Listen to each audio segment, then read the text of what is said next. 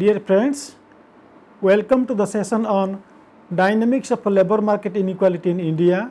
My name is Dr. Gadadhar Mahapatra. This session has 4 objectives. First, to understand the characteristics of labour market inequalities in India. Second, to develop insights about dimensions of labour market inequality. Third, to examine the labour market inequalities among social groups in India. Finally, to analyze the impact of policies in reducing labour market inequalities in India. The key themes and issues to be discussed in this session are such as social exclusion and inclusion, a conceptual framework, characteristics of Indian labour market, dimensions of labour market inequalities among major social groups, finally policy implications and conclusion. Let us try to understand the major factors behind social exclusion and inclusion. The essential task of the socio-political system in a country is to provide legitimate, rational and acceptable basis of social inclusion and exclusion of population in various spheres of its activity. There are 4 important factors for inclusion and exclusion in different spheres of activity. First, the institution of a market, be it that for goods or services, happens to be the most effective factor which excludes people based on affordability.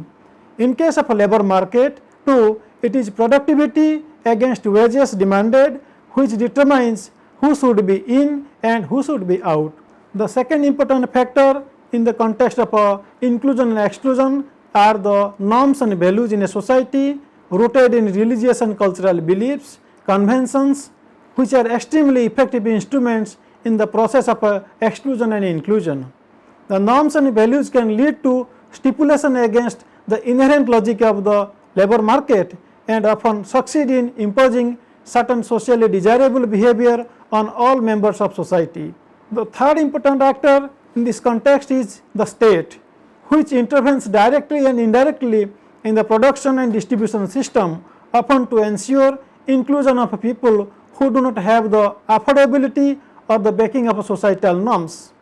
This is achieved through legislation, administrative decisions, also programs and policies designed to bring about a politically desirable welfare distribution. There is an additional factor contributing to inclusion and exclusion, that is civil society organizations and subnational identities backed by non-state institutions. Urbanization of industrial workers, traders and service personnel, formation of groups and societies based on economic and social commonality of interest, language and place of origin of residence may be cited as an example. Development cannot be discussed without talking about inequality. With the release of the book titled Capital in the 21st Century by French economist Thomas Piketty in 2014, there have been more debates on inequality in several parts of the world in recent years. For the first time at a global level, inequality is included in Sustainable Development Goals. In this respect, Sustainable Development Goal 8 of the SDG deals with productive employment. Target 8.5 of the SDG states by 2030 to achieve full and productive employment and decent work for all women and men, including for young people and persons with disability, and equal pay for equal work of value. According to Mahendra Dev 2018, most inequalities, be that economic or social, have a labour market dimension. Some issues on inequality exclusively deal with labour market structures, processes, mechanisms and outcomes, while some others are influenced by labour institutions and labour market access. Reducing labour market inequality is important for achieving sustainable growth, reduction in poverty and rise in human development.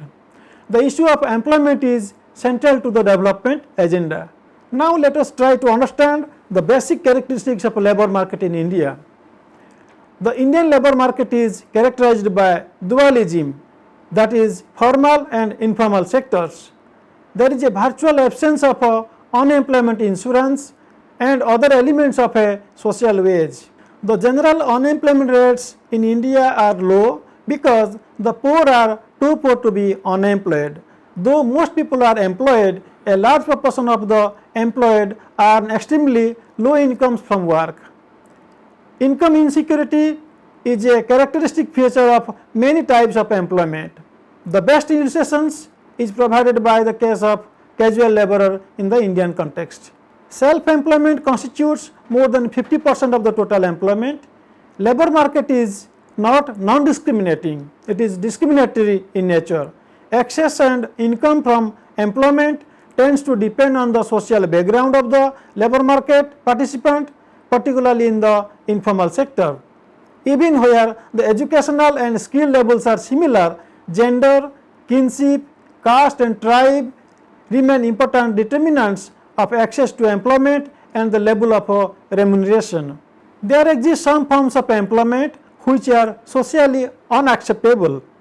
Two commonly cited examples are those of bonded laborer and child laborer. In education and other human development indicators, gender bias is quite high in India. This has implications for the labor market. The labor force participation rates among women are quite low. Coming to the question on migration, rural-urban and rural-rural migration is used as a coping strategy in India. This is due to both pull and push factors. Seasonal migration rates are higher than the long duration migration rates. Now let us try to understand the various dimensions of labor market inequalities. Evidence shows that there have been significant inequalities in Indian labor market. Inequalities can be found across sectors such as wages and earnings, quality of work, labor market access, and between organized and unorganized sectors. Labor market segmentation is another important issue that contributes to inequalities. Wage differentials cannot be explained by economic factors alone, despite increasing occupational and geographical mobility. Now let us try to understand the labor market inequality among major social groups. Inequality among social groups in the labor market are increasing in the country. Caste and community is another basis for segmentation. For example, in the case of India, there has been caste discrimination through a system of social stratification. Looking into the issue on poverty and inequality, poverty declined much faster for all the social groups during the period 2004 and 5 to 2011 and 12 as compared to the period 1993 to 94 to 2004 and 5. However, poverty level are higher among the scheduled tribes and scheduled castes compared to other social groups. Particularly, the poverty ratio of scheduled tribes was 2 times to that of national average in 2011 and 12. If we look at the type of households across social groups, the poverty in casual laborers in agriculture among the scheduled caste was 41.3% and among STs it was 59.7%, which was high compared to other social groups, that is again 31%. The India Labour and Employment Report published by Institute of Human Development Delhi in 2014 examined the issues on access of employment among social groups in India. The findings of the report reveals that while the scheduled caste and scheduled tribes have largely benefited from the affirmative policies in public sector jobs, in the case of other backward classes, the benefits have been disproportionately captured by some regions. Income inequality is only one aspect of disparities between upper caste and disadvantaged groups. Discrimination, humiliation, and violence against Dalits and Adivasis are examples of inequalities in non-economic factors. While talking about labor market dynamics and inequalities, the issue of migrant labor is quite pertinent. Internal migrants are discriminated in the Indian labor market. The Indian experience shows that the distress migration by the rural poor due to lack of livelihood opportunities is most common. In India, census and national sample survey mainly identify permanent and semi-permanent migration but fails to capture seasonal migration, the magnitude of which is both large and growing. Only primary surveys tend to reveal the high incidence of migration that is seasonal, intermittent, and circular or temporary in nature. Coming to the question on gender inequalities in employment, One of the important disparities in gender relates to education, which has implications for employment. The wages of women workers in India are lower by 20 to 50% in comparison to male members' wages across different categories and locations. Hence, a question arises whether education reduces gender gap in employment. To summarize what has been discussed so far, labour market inequalities in India are quite high. As inequalities are rising, creation of a productive employment is the best way of achieving inclusive growth. There seems to be some convergence in the wages between male and females, rural and urban, regular and casual labourers. However, the level of inequalities are still high in India. Inequality cannot be left to the labour market. Hence, the public policy intervention is important here. Employment creation with equality should be at the heart of the strategies for reducing inequalities and continued social exclusion experienced by large section of a society.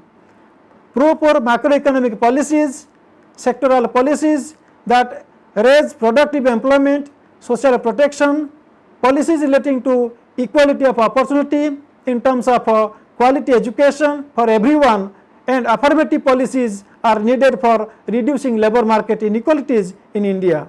Thanks for watching this video.